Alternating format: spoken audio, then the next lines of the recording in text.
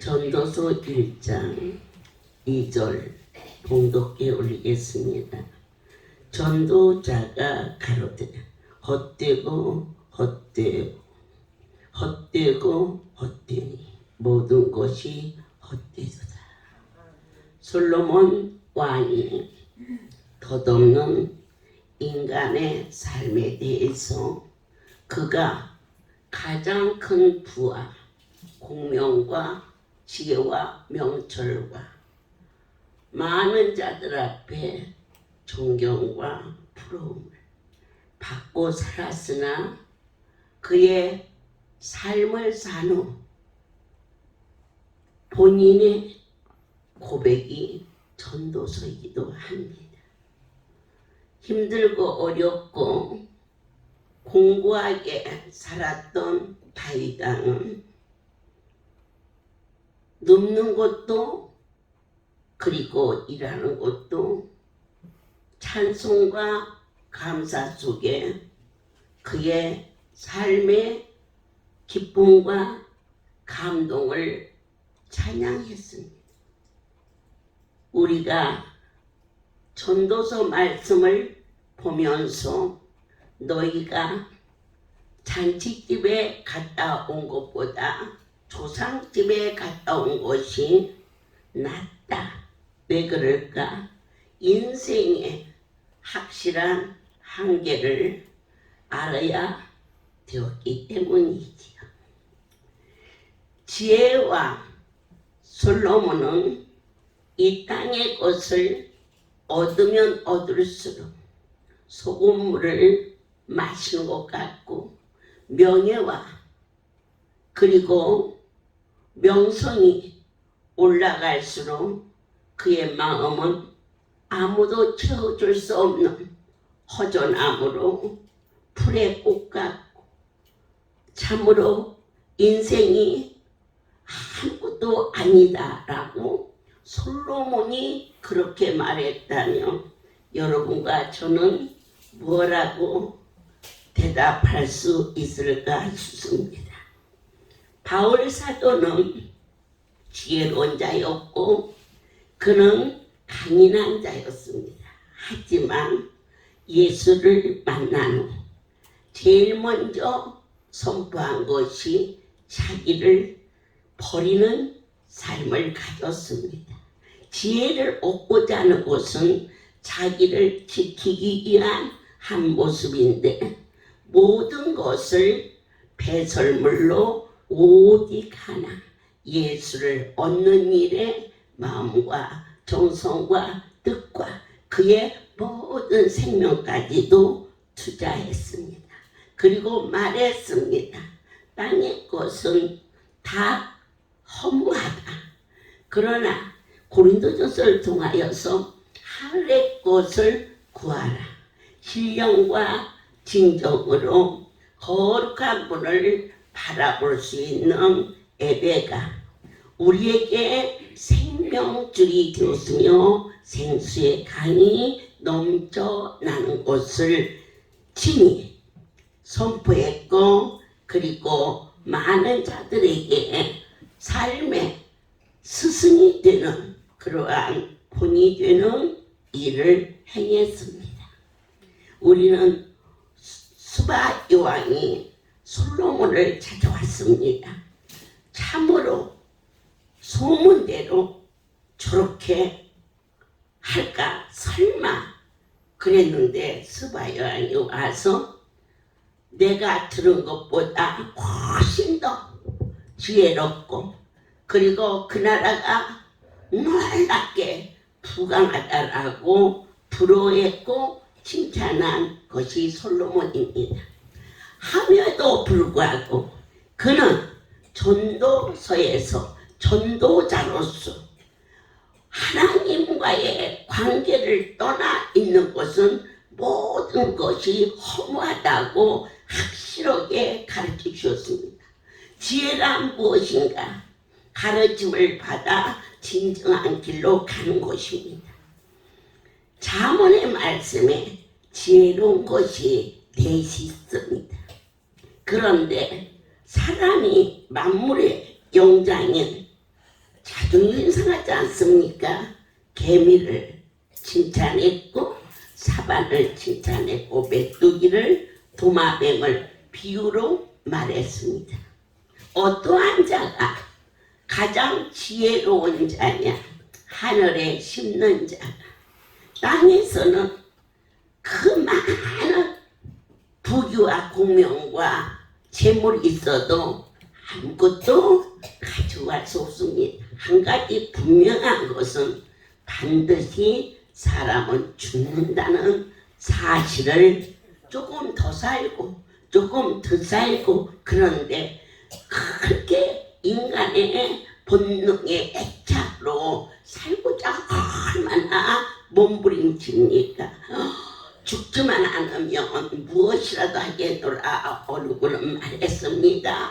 뱀도 잡아먹었고 그리고 그저 좋다는 것은 다 먹었다고 그럽니다. 그런데 가장 지혜로운 것은 무엇입니까? 말씀을 먹으면 만병통치가 되는데 우리가 지혜가 짧아서 땅의 것만 쫓아다니다가 헛되어 허무하게 다 죽는 것을 각 사람이 알고 있는데 한 500년 살 줄 알고 큰 소리 빵빵 치는데 그렇게 큰 소리 친 사람이 가고 난 자리는 더 허무했고 더 무정했습니다. 하나님께서 우리는 이 시간 저와 여러분이 무상한 인생에 대해서 짚고 살자는 것입니다. 오늘 하루를 어떻게 충성되게 살을까? 오늘 못하면 내일 하고 내일 못하면 모레 하지 그렇지 않습니다. 오늘 할 일은 오늘 하셔야 됩니다. 오늘 감사합니다. 100번 쓰는 것을 내일로 미루시면 어리석듯 하셨습니다. 오늘 성경 말씀 상고하는 것을 내일로 미루지 마세요. 오늘 밥을 먹어야 하는데 나 내일 먹어. 그 사람 이미 어딘가에 고장이 나 있습니다. 아침에 밥을 먹었는데 저녁까지 배가 안 고파. 그 사람은 어디가 고장이 났어도 나는 얘기입니다. 오늘 아침에 말씀을 먹었는데 저녁에 말씀이 생각이 안 나. 영적으로 어딘가 무뎌진 것입니다. 사랑하는 여러분, 인생이 무상하다는 것을 알았다면 하나님은 영원하다는 것을 알아야 되겠습니다. 세속적인 삶은 아무리 좋은 것을 해도 허무해집니다. 우리나라 재벌들이 이 세상을 떠날 때에 그 자식들이 부모가 얼마나 애쓰고 힘들어서 이것을 했을까. 물론 감사함으로 열심히 경영도 하겠지만 어찌하든지 자기 자신들의 욕구 속에 싸우고 다투는 이야기는 습습한 일들이 우리 삶 속에 얼마나 많이 있습니까? 하늘에 쌓는 자 할 수만 있는 대로 그렇습니다. 그리고 눈에 보이는 기적과 이적을 보고 신앙생활을 했는 자는 흔들립니다. 하지만 반석 위에 집을 짓는 사반을 지혜롭다는 것은 말씀 위에 신앙생활이 견고해지고 바람 부는 날이 있고 폭풍우 몰아치고 눈보라 몰아칠 때마다 하나님이 어디 계셔? 하나님이 어디 계셔? 그러나 폭풍우 비바람이 있었기 때문에 찬란한 태양 아래 평화를 누릴 수 있는 겁니다. 우리에게 오는 고난은 저와 여러분이 유익이라고 약이 쓰기 때문에 약이 주는 것처럼 나의 살아가는 삶 속에 아픔과 고통이 있거든. 나를 은혜 속에 살게 하시는 하나님의 사랑이라고 주님 품으로 안겨야 됩니다. 힘들고 어려움이 있을 때 주여 주여 찾았는데 내 욕구대로 아니 됐을 때 모든 것을 내팽개칩니다. 아무리 힘들고 어려워도 저 자식을 팽개치는 그 남자는 잘못된 사람입니다. 아무리 힘들고 어려워도 자식을 버리는 애미는 아닙니다. 머리에 채소장사를 해서라도 그 자식을 잘 키우는 그 고난이 그 어머니의 삶과 생명의 아름다움을 만들어내는 것입니다. 힘들고 어려우면 버려버리며 이 땅에 참으로 불이 내릴 인생이 어디 있습니까? 오늘 우리에게 반석 위에 집을 짓는 사바는 말씀 위에 집을 지었습니다. 땅에다 짓는 집은 비바람 몰아치면 다 무너집니다. 하지만 하나님의 말씀 위에 세워진 집은 폭풍 비바람 몰아칠 때에 더욱 굳세게 견고하게 만인의 부러움을 하나님은 주시마 약속하셨습니다. 우리는 솔로몬의 삶과 다윗의 삶을 비교합니다. 다윗은 목동으로 양을 치는 자였습니다. 그가 왕궁에 들어왔을 때는 어쩌면 처가살이가 될 수도 있었습니다.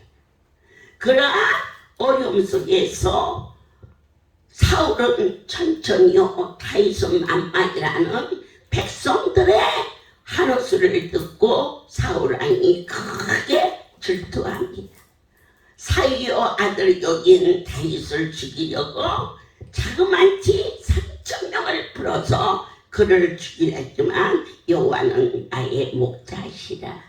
내게 부족함이 없으며 사망의 음침한 골짜기를 다닐지라도 해를 두려할 것은 여호와께서 나를 지켜주심이라는 반석 위에 그 집을 지은 바로 다윗이었기 때문에 그는 이스라엘의 제일 큰 왕의 자리에 군림할 수가 있었습니다. 왕궁에서 태어나서 어려움 없이 사랑과 호강 속에 자란 솔로몬은 물론 아비를 따라서 1,000번제를 드리고 많은 재물을 하나님이 드렸지만 그는 그렇게 파란만장한 어려움 속에 함께 하신 하나님을 체험하지 못했습니다. 우리는 행복자입니다.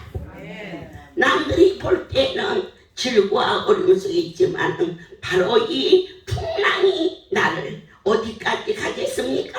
그분 앞에 더 가까이 빨리 갈 수 있도록 함께하여 주셨음을 아멘할 때 인생이 험한 것이 아니라 하나님과 동행하는 참 소망을 가질 수 있어 내 영혼이 여호와를 찬송하고 찬송하리니 세상 사람들은 날 부러워 아니하여도 나도 역시 세상이 부럽지 않아. 할렐루야 찬송이 우리의 영혼 속에서 충만하니 원장님 뭐가 그렇게 기쁘세요? 하고 제게 물었습니다. 내가 볼 때는 그것저것 힘든 일도 많은데 어쩌면 그렇게 걱정을 안 하세요? 하고 저를 가까이 있는 사람이 옆에서 말했습니다. 나는 사람의 종이 아니야. 하나님의 종이야. 내 아버지가 나를 보고 어떠한 일이 생겨도 두려워하지 말고 놀라지 말고 내가 또 함께하며 너를 도와주겠다고 약속하신 그 크신 하나님을 어찌 이 작은 자가 의심하고 배신하면 되겠느냐. 그리고 왜 이와 같이 걱정을 안 하느냐. 이 큰 살림을 하면서 이게 내 것이 아니기 때문에 걱정을 안 한다. 내 것 같으면 걱정 안 하겠느냐. 우리는 모든 것이 내 것이라고 하기 때문에 그러나 나를 놔두게 해주신 나의 주인에게 전폭을 맡길 때 허무한 삶이 진리 안에 자유함을 누리게 하시고 소망의 삶이 하늘의 상급을 갖게 하시며 우리가 때를 지어 날아가는 메뚜기 떼가 임금이 없어 어느 곳이든지 대장이 되려 하면은 힘들어. 그런데 우리 대장이 계셔. 나의 하나님이 대장이시오. 그래서 제가 여러분들을 위해 군림하지 않게 하시고 더불어 자식으로 애미로 감사함으로 사랑하며 좋은 곳이 있으면 입에 있는 것도 꺼내서 먹이고 싶어지는 그 마음은 가장 복 있는 자다라고 가르쳐 주셨습니다. 우리가 말씀이다. 그럴 적에 사람은 머리를 씁니다. 어떻게 해야 이것을 벗어날 수 있을까? 그런데 상전하지 하나님 같은 모사가 없으시면 그분처럼 놀라우신 지혜자가 없습니다. 말씀이 어떻게 임했는지 그 약속을 지키시는 분은 내 아버지 한 분밖에 없습니다. 살림 살다가 넘어지고 자빠집니다. 제가 강주를 해서 서울로 오는데 어쩌다가 차에서 잠이 들어서 하니까 차가 휘청 그래. 그래서는 차가 살살 가거라 그랬어. 그런데 좀 있으니까 또 휘청해. 그래서 보니까 차 한 대가 휙 하고 우리 차 앞에 서니까는 또 내 차가 또 휙 하고 앞을 타는 거야. 천천히 가라, 미리 보내라 그랬더니 내가 봐도 성질나게 생겼어. 무슨 옷감시나 있는가? 아무 관계 없는 그 차가 우리 차를 씩 가. 그러니까는 차를 먼저 보내고 천천히 가라. 내 뒤에서 그랬어. 그랬더니 그 차가 또 천천히 가네. 우리를 견인해 가는 것처럼. 그러니까는 얘가 싹 앞에 가대. 그러고 있었더니 또 그 차가 샥 하고 또 앞에 오대. 그런 일이 몇 번 반복되는데 갑자기 제가 막 배가 아파가지고 어떻게 할 수가 없어. 그래서 야 차를 좀 저리 세워라야. 나야 창피하지만야 휴게소까지 못 가겠다. 그거 진짜 그냥 자연적으로 일어난 한 현상 같았어요. 그런데 우리 믿는 자는 우연이 없다는 것을 언제나 마음에 두십시오. 지나가다가 돌에 걸려서 넘어졌어. 그랬어. 그러면 아유 이 돌 때문에 그래. 그러나 지혜로운 자는 넘어지게 하신 창조주를 바라보며 그 일마저도 하나님의 뜻이 있어서 넘어졌다. 어저께 우리 성전 앞에 이런 돌을 놨어요. 거기에 차들이 많이 있기 때문에 차를 세우지 않게 하려고 돌들을 놨는데 저희 성도가 그것을 모르고 넘어가가지고 앞이가 했어요. 그럼 어떻게 해요? 우리가 뭐라고 대답을 해요?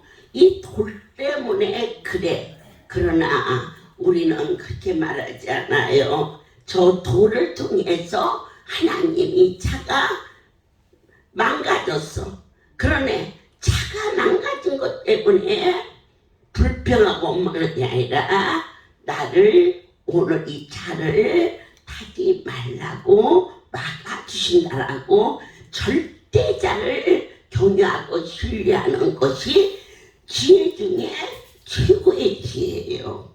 그러면서 강원도 가려고 그랬는데 어머니 저희 못 가겠네요. 그러냐? 그럼 집에 갔다가 차 고치고 오너라. 그리고는 내가 거길 가봤더니 와 있어. 그래서 야 너 차 그랬더니 아유 소리 차 그 타고 왔어요. 야 참 지혜롭다 그지? 그렇게 차가 망가졌어도 하나님의 전에 오는 게 얼마나 복 있는지 너 참 복 있다. 그리고는 이제 말했거든요. 그때 한쪽으로 차를 이렇게 치고 문을 열라고 하는 순간까지 오면 1분, 2분밖에 안 돼요. 그 차이가. 그래서 차를 이렇게 대고 차를 이렇게 막 불빛이 비치는데 거기 내려서 실례하려면 좀 창피하잖아. 어지간하면 참아야지. 얼마나 아파야 길 옆에다 대라고 그랬어. 그리고는 한다세가 넌 여기서 나와서 지켜 그랬지. 이 실례하려고. 그러는데 문을 딱 여는데 안 아파. 얘야 나 안 아프다. 그냥 가자. 그래서 차를 이렇게 돌리라고 하는데 그 쫓아오던 차가 슉 하고 내가 그때 큰 진리를 깨달았어요. 어떠한 내 삶에 방해가 와도 그것은 나에게 더 큰 것을 막아주기 위한 하나님의 섭니다라는 그분의 거룩한 뜻을 깨닫기 시작했어요. 그 차가 여러분 보세요. 제가 영화에서 그렇게 실질적으로 일어나는 일을 목격을 못했어요. 화면을 보고 해도 슉 하고 넘어가고 제가 이제 차례로 또 가는데 상대방에서 오는 차가 중앙선을 넘어서 정면 충돌해갖고 현장에서 다 죽었어요. 바로 제 코앞에서. 그때 제가 경배를 받으시옵소서 이러면서 두 손을 번쩍 들고 얘야 하나님이 우리를 살렸다.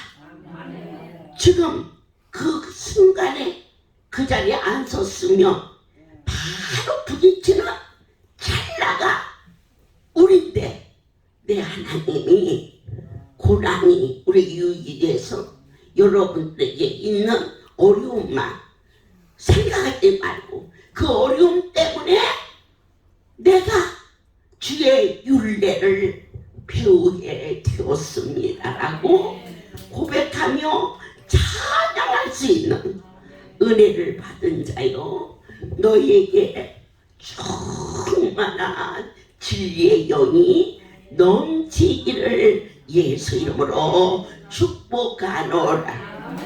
대구에 큰 사건이 있었지요 여러분. 지하철이 화재 사건을 기억하십니까?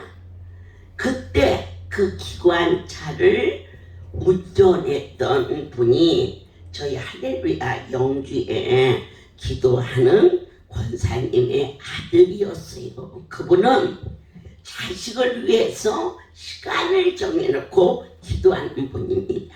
자식을 어떻게 해야 잘 키우느냐 그 자식의 이름을 불러가며 시간을 정해놓고 기도하면 그 자식이 아브라함 링컨. 그 어머니가 국민학교도 그 자식을 못 보냈지만은 때묻은 성경책 항공과 그 아들을 위해서 기도했더니 세계 제일 가는 대통령이 되었고 많은 사람 앞에 참으로 존경을 받는 대통령이 될 수 있었던 것은 기도를 했다는 것입니다. 그게 지혜입니다. 어떻게 하면 땅을 더 넘겨주고 어떻게 하면 우리 아들에게 사업체를 더 좀 잘해서 먹고 살게 할까 하면서 이 땅에 나이가 들면은 노후대책도 물론 지혜로운 일이고, 그리고 이것을 그냥 주면 상속세가 너무 많이 나오니까 미리미리 정리를 해서 이렇게 저렇게 이렇게 세금이 안 나가게 하는 것도 지혜인데, 그보다 더 큰 지혜는 시간을 정해놓고 그 자식의 이름을 불러가며 하나님께 간절히 기도하는 자가 가장 귀하다. 영주의 시골에서 아무도 알아주지 않지만 하나님을 섬기는 그 가족에 그 어머니가 기도하는 시간인데, 그 아들이 기관사야. 그래서 그 사고나 그 역을 두정거정을 놔두고, 금방이죠. 전초로 두정거정 금방인데 갑자기 토사가 많이 나. 막 운전할 수가 없어. 우리가 살다가 어려움이 오더라. 그 어려움에 빠지지 말고 이 어려움을 통해서 더 큰 어려움을 막아주시는 하나님을 볼 수 있는 영의 눈이 떠지기를 축복합니다. 그곳에 빠지지 마세요. 어려움이 왔으면 하나님은 우리에게 그보다 더 큰 어려움도 얼마든지 줄 수 있는 분인데, 더 큰 어려움을 막아주시려고 내게 닥친 이것을 감사함으로 주님 앞에 맡기고 기다릴 줄 아는 지혜가 넘치기를. 아멘입니다. 그렇습니다. 토사강나이 나서 급히 스피아 기사를 여기에 대기시키라. 그래가지고는 그는 119를 타고 병원에 갔어요. 여러분, 119 타고 가는 그 일이 무슨 축복입니까? 재앙이지.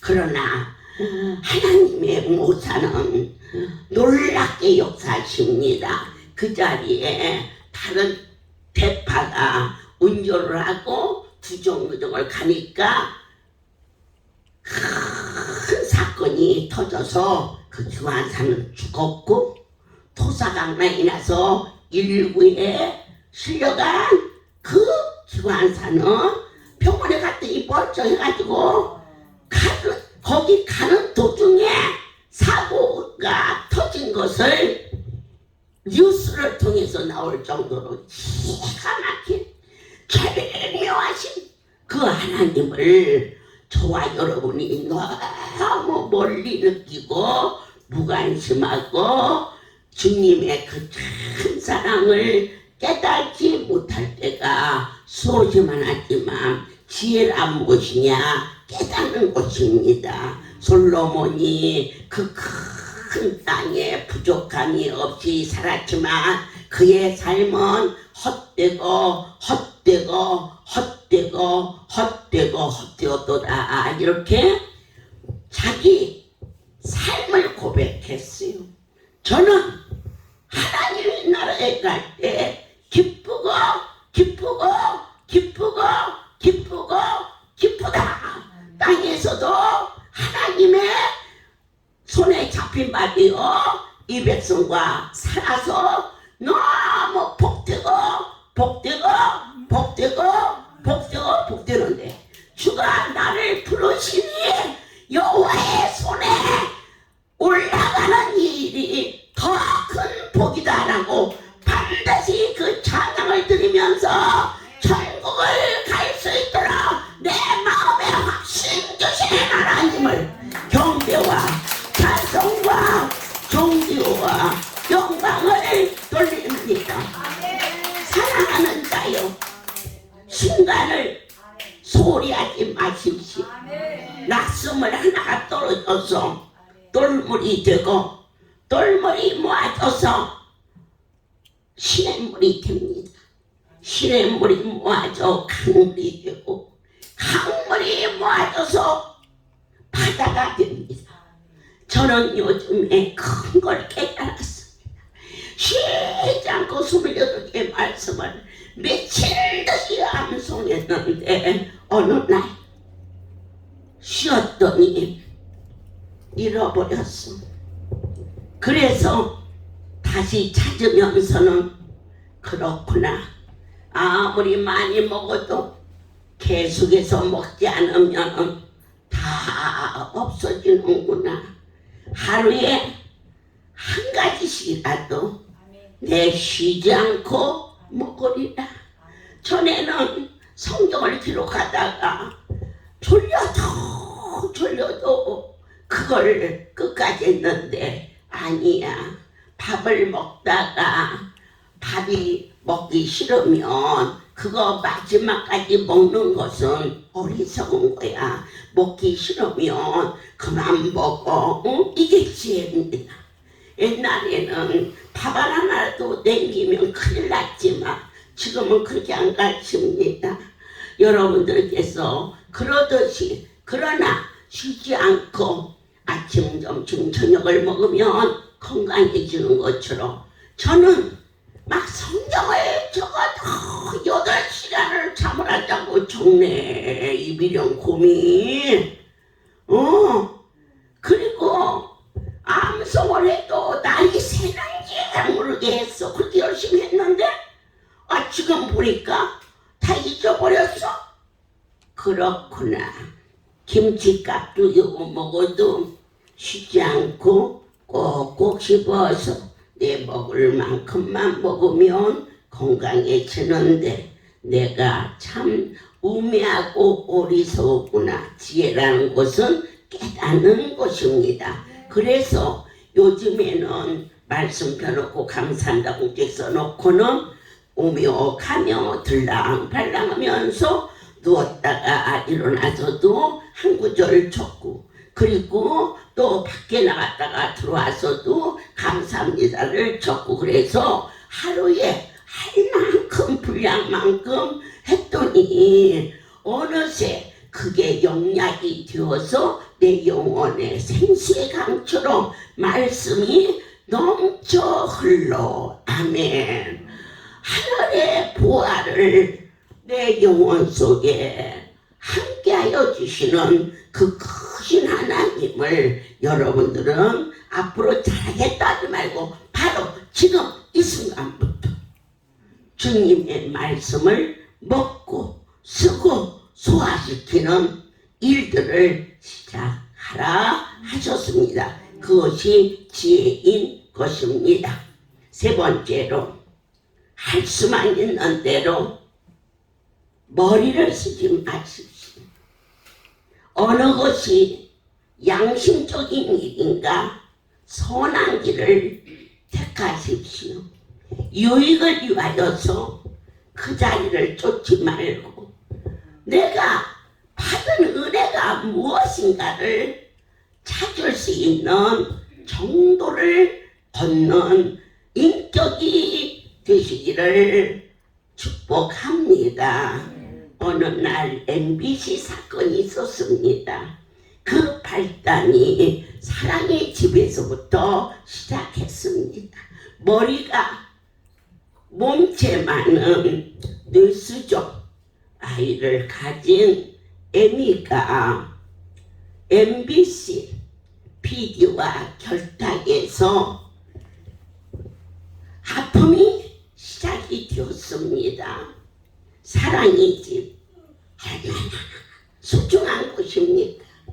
내 슬픔, 내 아픔 어디다 댈 길 없는 그 애미에 비해 안식처가 되었습니다.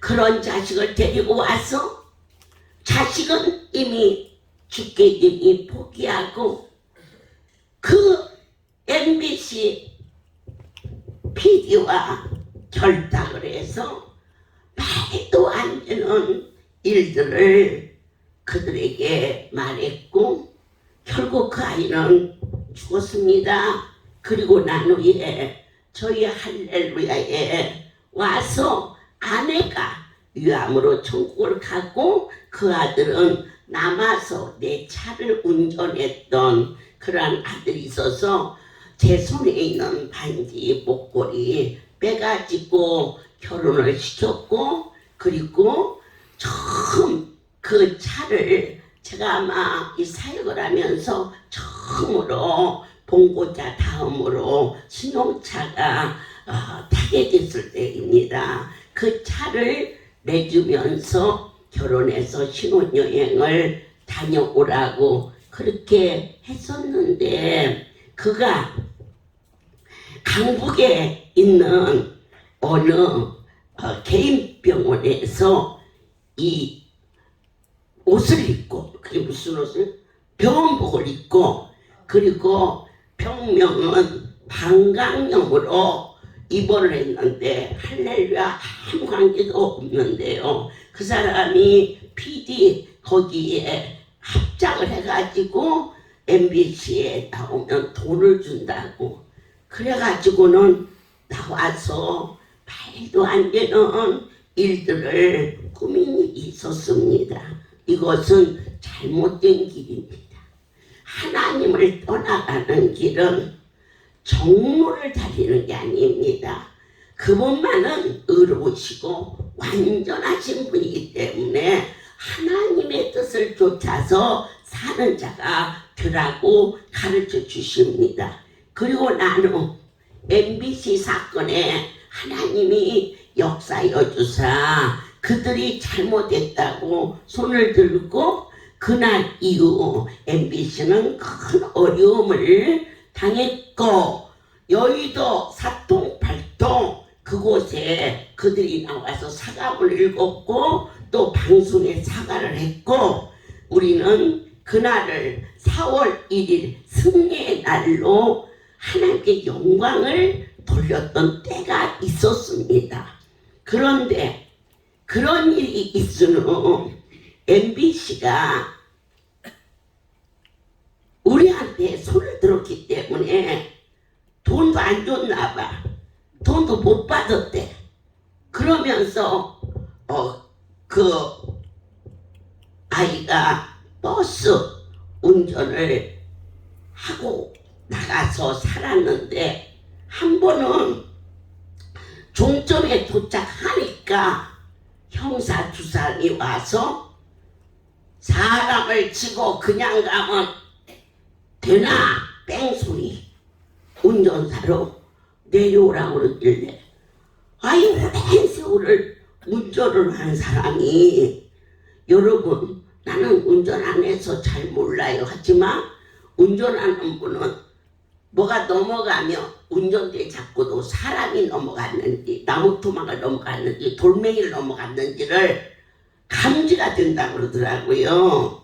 그런 일이 없는데 종점에 오니까 다짜고짜 그러다가 감옥에다 넣어버렸어요. 그래가지고는 너무 억울한 거예요. 이제 그의 생각에 막 발딱발딱 뛸 일이 있지요. 그랬는데 하나님께서 이제 저쪽으로 넘어가야 돼. 이쪽에 미리 같이 있다가 넘어가는 날이 며칠 안 남았는데 막 따글따글 죽을 일이죠. 그런데 하나님께서 네가 내 종의 마음을 왜 그렇게 아프게 했느냐. 내가 혹시 잘못한 일 거들라 그 판단은 하나님이 하게 하고 여러분은 나 때문에 다치지 마십시오. 그리고 우리가 이렇게 만나서 살면서 애미라고 부르고 새끼라고 부르고 입에 있는 거라도 꺼내서 먹였으면 그정 하나 가지고라도 엎어져서 내가 정도를 가는 종이 되게 달라고 기도할지언정 침뱉고 욕하고 유익을 위하여서 할렐루야를 함부로 판단하는 어리석은 정말 허무한 짓은 결코 해서는 안 된다는 것을 전도자의 말을 전하는 게 아니라 전능자의 말씀을 전하고 있습니다. 그래가지고는 자기 부인을 불렀어. 가서 내가 이게 갇힌 것은 하나님이 벌 주는 거야. 그러니까 잘못했다고 당신이 가서 좀 해. 그러니까 너무 무섭고 떨리니까 우리 송울이 들어와서 사흘을 금식하고 내가 미디안 성전에 있는데 그 애가 왔어. 그러면서 용서해 주세요 그러대. 그래가지고는 뭔 용서를 하라고 그러냐? 너 텔레비에 나왔더라? 그랬지. 저희는요 그게 아니고 방광염으로 아파서 할렐루야 그 일은 아무 관계가 없는데 그들이 막 그렇게 하면서 그랬어요. 뭐 변명하더라고요. 그러면서 용서하고 말 게 뭐 있니? 네가 왔으면 됐지. 그런데 그 시간 무혐의로 까무리고 나왔어요. 그래서 걔가 송울이 와가지고 잘못했다고 하고 그 다음에 SBS 사건이 있었을 때에 그 앞에 나와서 MBC에서 이와 같이 할렐루야를 모욕하고 거짓 증언할 때 나한테 돈 준다고 우리 아내가 방광염인데 할렐루야가 아무 관계도 없는 아내가 아파서 병원에 있는데 피디들이 와가지고 막 사진을 찍고 그래가지고 그런 거다 양심선언을 했어요. SBS 앞에서. 어떤 것이 가장 지혜로운 자냐? 정도를 가는 거. 정도를 가되 진리 안에서 하나님을 떠나지 아니하는 자가 복이 있다고 했어요. 이 모습 저 모습으로 사랑의 집에서 천사의 집에서 힘들고 어려운 일을 하는데 사랑하는 한 딸이 언제나 정직한 마음으로 거짓되지 않고 어디에 지치지 않고 어느 때든지 하나님을 바라보고 충성된 삶을 사는 한 딸을 이 자리에 보내주신 하나님 영광을 받아 주시옵소서. 아멘. 박수 부탁해요. 할렐루야. 모든 영광 하나님께 드립니다. 저는 할렐루야 아버지에 와서 은혜를 많이 받고 사랑도 많이 받았습니다. 저는 할렐루야 오지 않았으면 벌써 죽었을 것입니다. 근데 할렐루야 와서 그때 소식을 듣고 할렐루야 왔는데 제가 온 날짜는 99년도에 능력의 생수가 그때 나왔습니다. 그때 저는 그 당시에 일반 교회를 다녔습니다. 일반 교회 다닐 적에도 저는 교회를 왔다 갔다 세상교회로 다니던 사람이었습니다. 그런데 어느 날 갑자기 제가 다니는 교회에서 건축 헌금을 하게 되었습니다. 근데 그 교회에서 이제 건축 헌금을 하다 보니까 이제 보증금도 쓰고 같이 그렇게 하였습니다. 그러던 중에 어느 날 갑자기 막 저한테 저희 가정에 막 물질로 막 정신이 없었습니다. 그런 환란이 왔어요. 그러던 중에 이제 남편은 이제 술을 좀 좋아했습니다. 그래서 제가 막 너무 막 힘들었고 막 어떻게 할 줄 모르고 직장에 가서도 직장에서 제가 월급을 많이 타는데 그 돈이 다 바깥으로 다 나가는 거예요. 그래서 많이 힘들었고 그러던 차에 시장에 갔는데 할렐루야 비도 트럭에다가 비도를 놓고 할렐루야 원장님 사역하라고 제가 봤습니다. 그때 암으로 무슨 많은 아픈 자를 많이 고치시고 그런 거 제가 봤어요. 그 보는 순간 제가 마음이 참 기뻤어요. 그러던 차에 제가 힘든 가운데 우리 일반 교회에서 미용실 하는 친구가 있었는데 할렐루야 가면은 저보고 산대요. 제가 마음이 되게 힘들었거든요, 사실은. 그래서 그 친구 남편도 할렐루야에서 진동에서 간암으로 고침받은 집사님이에요. 그래서 저를 데리고 그분이 그 친구가 할렐루야 진동을 데리고 왔습니다. 그래서 진동에 갔는데 들어가는 순간에 사람도 많았고 그때는 원장님께서 막 춤도 추시고 그랬어요. 저는 그런 걸 처음 봤습니다. 그러던 차에 저희 집에 이제 제가 막 이제 물질로 막 힘들다 보니까 집도 제가 까먹었어요. 제가 집도 그러다 보니까 남편은 술 먹고 막 그렇게 힘들고 살았는데 어느 날에 갑자기 진동에서 이제 제가 너무 힘들다 보니까 우리 교회 전도한 친구가 신방회를 한번 가보라고 하였습니다. 그래서 신방회를 제가 찾아왔어요. 찾아가니까 거기서 김교옥 집사를 만났어요. 제가 진동에서.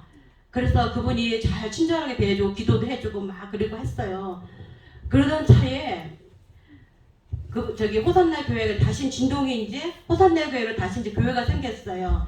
호산날 교회가 생기다 보니까 그 김교옥사님 가정이 사찰로 들어갔어요. 진동에. 그래가지고 거기 호산날 교회에서 이제 신방에 이제 호산날 교회인들을 이제 신방을 하셨어요. 원장님께서. 그러나서 저는 이제 그 신방을 제가 3월 했거든요. 그 3월 신방을 받으면 제가 마음이 모든 게 풀릴 것 같다고 그런 마음이 제 마음에 확신이 생겼습니다. 그래서 막 기도만 했어요. 그런데 오늘 갑자기 원장 어머니께서 김교옥사님 보고 키 작은 걔 집 어디 사냐고 물어보시더래요. 그래가지고 어머니께서 원래 갑자기 우리 집에 신방을 이제 오셨거든요. 그리고 오셨는데 그때 당시에 또 남편은 그날따라 또 술을 먹고 가지고 일어나질 않는 거예요. 그래가지고 제가 마음을 어떻게 막 하니까 어머니께서 작은 방에서 이제 신방을 받습니다. 이제 그 집이 회사 사원 아파트예요.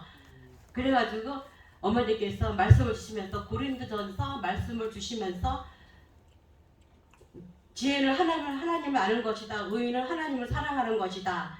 남편이 언젠가는 하나님을 알 날이 올 것이다. 그 말씀을 주셨습니다. 그리고 뒤돌아가시면서 어머니께서 다시 오셔서 숟가락을 주시면서 이 숟가락을 밥을 먹고 너희들 싸우지 마라. 3번을 말씀하시고 가셨습니다.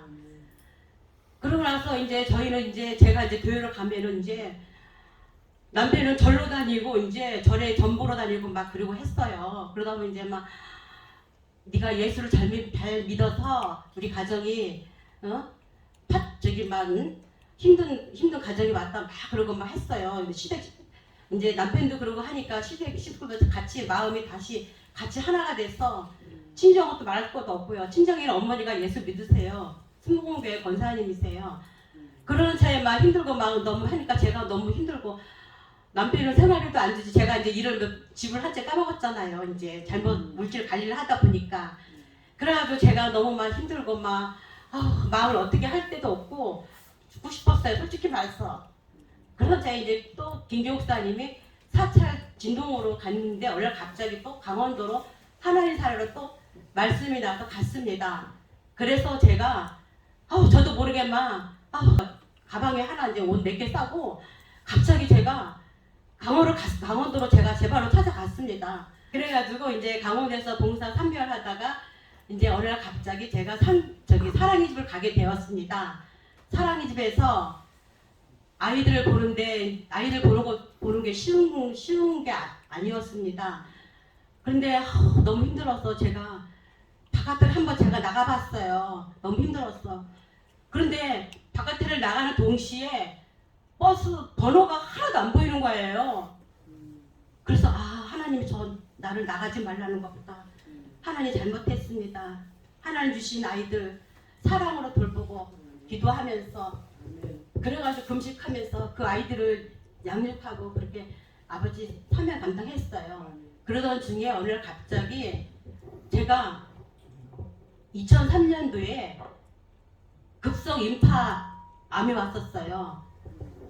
그래가지고 갑자기 제가 그때 당시에 2003년도에 부산에서 사랑의 집과 강주의 사랑의 집과 같이 포천으로 합했어요. 그래서 제가 짐을 너무 많이 여기저기 막 해서 겨드랑이가 아픈가 보다 그렇게 저를 판단을 했습니다. 근데 겨드랑이에 겨드랑이가 콩알 처음에는 콩알만 하는 것이 다 나중에 점점 커지는 거예요. 그게 그러면서 막 몸살기가 나면서 막 온몸이 어떻게 막 아픈 거예요. 그래서 영빈관에 가서 제가 이제 상담을 드렸어요. 말씀을. 그러니까 어머니께서 얼굴을 만져주시면서 괜찮아 괜찮아 하시는 거예요. 저는 그때 되게 많이 아팠거든요. 그래가지고 이제 목요일만 제가 기다렸어요. 근데 목요일날 이제 어머니께 예물 드리고 했더니 막 어머니가 갑자기 머리통을 탁 때리시면서 저 사명을 버리고 응? 도망가려고 하니까 네가 아팠구나 그러면서 막 어머니가 화가 되게 나셨어요. 그래서 막 저기 그래가지고 그때 급성 임파암이라고 어머니가 그러셨어요. 그래 이 암이 어떻게 아픈지요? 이가 다 빠지고 머리도 막 다 불이 들어오고 막 얼굴은 새카맣게 성령의 불을 하나님께 주셔가지고 진짜 그래도 그렇게 아픈데도 어머니께서 집으로 태어나라 가라 소리도 안 하시고 하나님 성전에서 하나님 주신 아이 잘 돌보라 말씀을 하셨어요. 그래서 저는 그때 아멘하고 그 주신 하나님 주신 아이 오직 사랑으로 금식하면서 그 아이를 돌봤습니다. 그래서 갑자기 제가 이제 일하다가 말다 저기 여의도 천사의 집을 제가 가게 되었습니다. 여의도 천사의 집에서 제가 신방을 받았을 적에 어머니께서 하시는 말씀이 한나야 너 여의도 천사의 집에 네가 온 게 아니다. 너 하나님이 오게 하신 거다. 그러시는 거예요. 그래서 내가 말씀을 아멘했습니다. 아이 걱정을 하지 말고 아이는 하나님이 다 키워주신다. 그래서 아멘 했습니다. 그러고 나서 또 얼마 있다가 또 한참 여의도에서 한참 신나게 일을 했습니다. 2020 작년도에요. 제가 7월달에 갑자기 삼형제 연수에 통곡 영빈관에 연수 갔다 오고 나서 그날 아침에 일어났는데 다리가 갑자기 걷지도 못하겠고 아파서 걷지를 못하겠는 거예요. 그래가지고 제가 막 하나님 다리가 왜 아파요? 다리가 아파요. 제가 뭐 잘못한 게 있어요. 아버지 저 말 잘 들을게요. 제발 아프지 않게 해주세요. 하나님 도와주세요. 막 그러고 했어요. 그래서 누가 하나방에 침 맞으면 괜찮다고 하는 거예요. 그래서 제가 또 거기 솔깃해 가지고 한번 제가 가봤거든요. 근데 허탕이었어요. 그래가지고 저기 송구리에 저기 정형외과를 가봤는데 거기서 사진을 찍어보니까 허리 협착증이라고 나왔어요. 근데 그 의사가 하는 말이 디스크는 수술하기도 참 좋은데 협착증은 수술 잘못하다면 난전되게 된대요. 그 말을 듣는 순간 제가 막 눈앞이 캄캄하더라고요. 그래가지고 제가 이제 그날 수요일에 했거든요. 이제 어머니 오시기만 제가 기다렸습니다. 그래서 어머니 제가 제가 다리가 많이 아픈데 병원에 가니까 저기 협착증이래요. 그래서 상담을 드렸어요. 그러니까 어머니께서 기도하시면서 하나님을 더 알게 하려고 하셨다. 연단을 하셨다. 그러시면서 충성된 종이다. 안수받으면 낫는다. 3번을 막 하시더라고요. 그래서 이제 그랬는데요.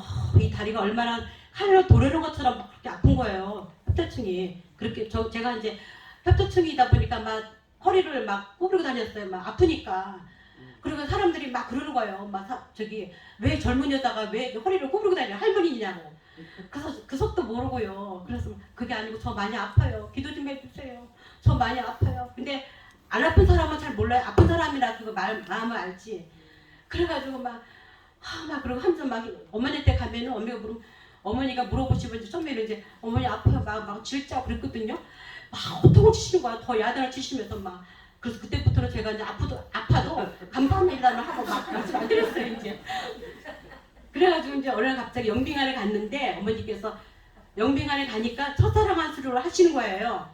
첫사랑 한수, 나 첫사랑 한수 받으면은 나 다리가 낫겠다. 그 마음이 제 마음에 딱 맞았어요.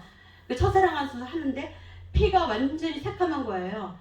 그 첫사랑 한수 받다 보니까 어느 날 갑자기 어머니께서 다리가 많이 좋아졌네? 그러고 하셨어요. 그때부터 다리가 다 나았습니다. 무슨 하늘께 됩니다. 그리고 저는 할렐루야 오기 전에 이장이 많이 안 좋았습니다. 그래가지고 이장이 안 좋아서 껌으로 직장에 나가면은 사람들한테 피해줄까 봐서 껌을 많이 씻고 그랬는데 할렐루야 와서 어느 날 갑자기 사랑의 집에 아이들 보면서 이장병도 깨끗이 났습니다. 저는 여러 가지 증명을 많았었는데 하나님께서 진짜 고칠 수 없는 진짜 죽을 수밖에 없. 그때 어머니께서 그리고 저보고 강주에서 1000번 웃으라고 말씀이 그때 나왔어요. 강주 저기 그때 그래가지고 한 번 웃으면 통보나무 치고 이렇게 1000번을 그때 제가 그때 아팠을 당시였거든요. 안수를 받으러 갔는데 어머니께서 저를 물끄러미 바라보시는 거예요. 그러시면서 한나야 너는 벌써 이미 땅속에 들어갔다 그러시는 거예요. 그래서 제가 어머니 맞아요. 제가 너무 많이 할렐루야도 많이 받은 사람도 많고 많이 이렇게 많이 하나님께서 고쳐주셨습니다. 그리고 천사의 집에서 사명 주셔서 너무 감사드리고 하나님 주신 어머니들 잘 사랑을 돌보고 죽도록 충성하겠습니다. 모든 영광 하나님께 돌립니다.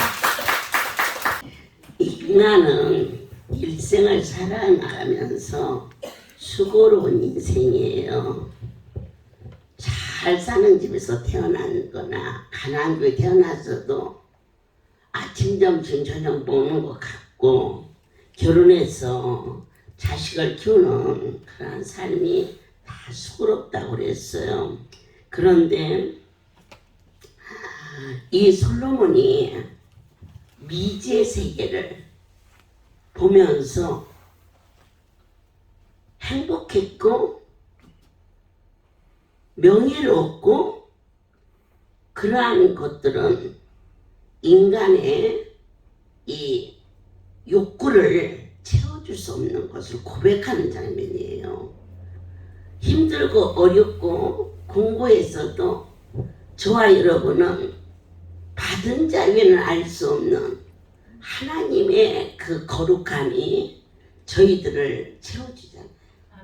고난이라는 그릇 속에 연단이라는 그릇 속에 고통과 억울함 속에서 우리를 뭘로 빚으셨느냐? 하나님을 깨닫는 하나님을 아는 지식으로 성숙시켜 주셔서 수고로운 땅의 삶이 아니라 하늘에 소망을 두는 그러한 자로 했어요. 지식이 많으면 많을수록 번뇌한다 했어요. 돈이 많으면 많을수록 여유있게 사는 줄 알았더니 번뇌해요. 어떻게 이 돈을 더 늘릴까? 도둑 맞으면 어떻게 하나? 그러면서 번뇌해요. 어느 날 불이 막 났어요. 나니까 깡통을 들은 거지 부자가 그 옆을 지나가면서 너는 애비 잘 만난 줄 알아 그러더랍니다. 거지 아버지가. 뭐가 있어야 불나고 뭐가 있어야 도둑 맞지. 깡통 하나만 참은 하루를 지나는데 물론 거지가 돼서 그것 어리석은 일입니다.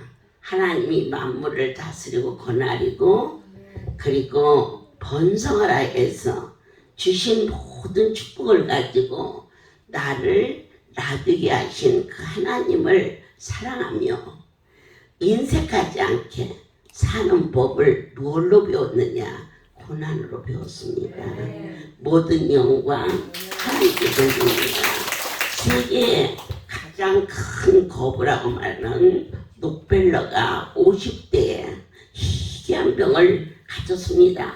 그때도 숫자로 셀 수 없는 많은 돈을 가진 기업주였는데 병원에서 오래 살아야 1년을 넘을 수가 없다. 이것은 희귀병이라 원인도 모른다. 그 마지막 진단을 받고 그 종합병원을 터덜터덜 얼마나 지나간 세월이 헛되게 살았는지 허무 속에서 슬픔 속에서 나오는데 그 병원 업무과 그쪽에서 시끌시끌하게 막 싸우는데 한 여자가 울면서 내 아들을 수술을 시켜달라고 그랬더니 병원비를 내지 않으면 시켜줄 수가 없다고. 그러니까 그 시간 넘어가면 그 아들이 죽는데 먼 발치에서 그걸 보고 비서를 시켜서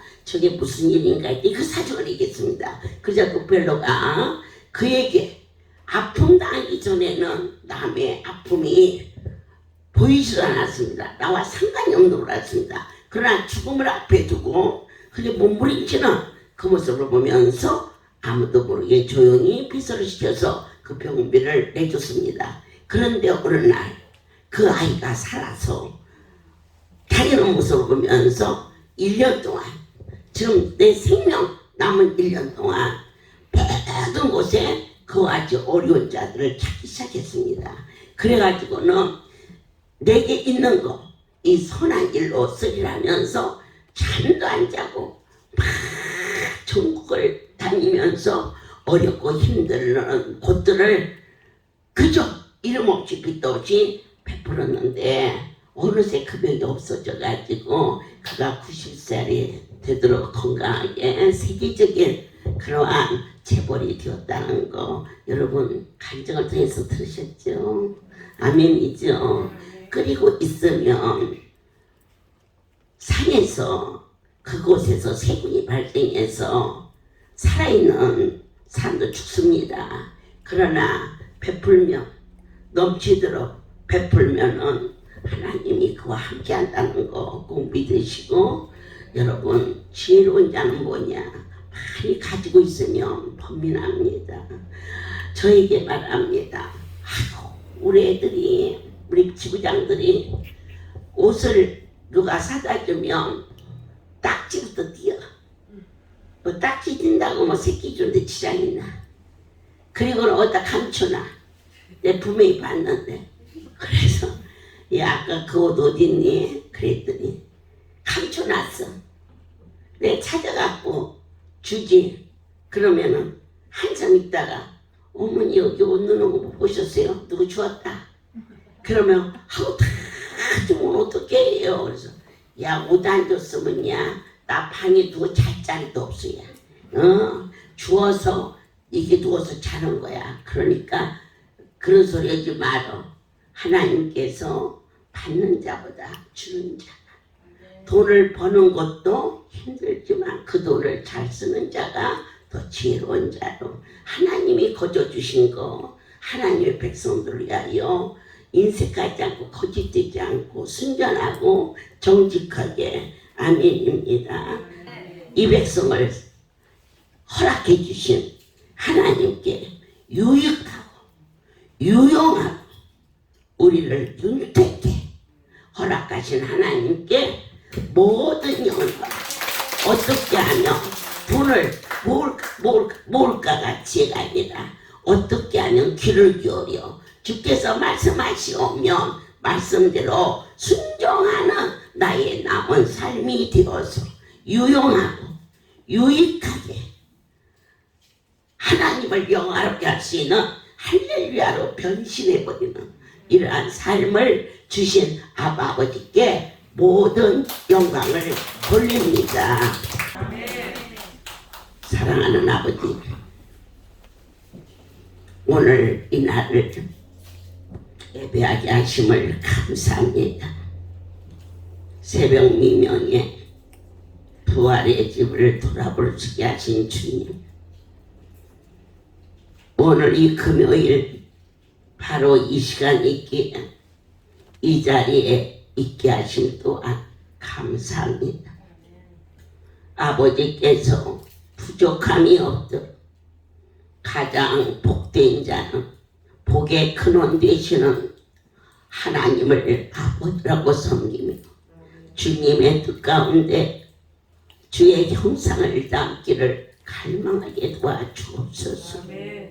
이제는 우리 주 예수 그리스도의 은혜와 하나님 아버지의 놀라우신 사랑하심 성령의 교통 역사 운행하시니 지금부터 영원토록 이들 위에 함께 있을지어다. 아멘. 할렐루야.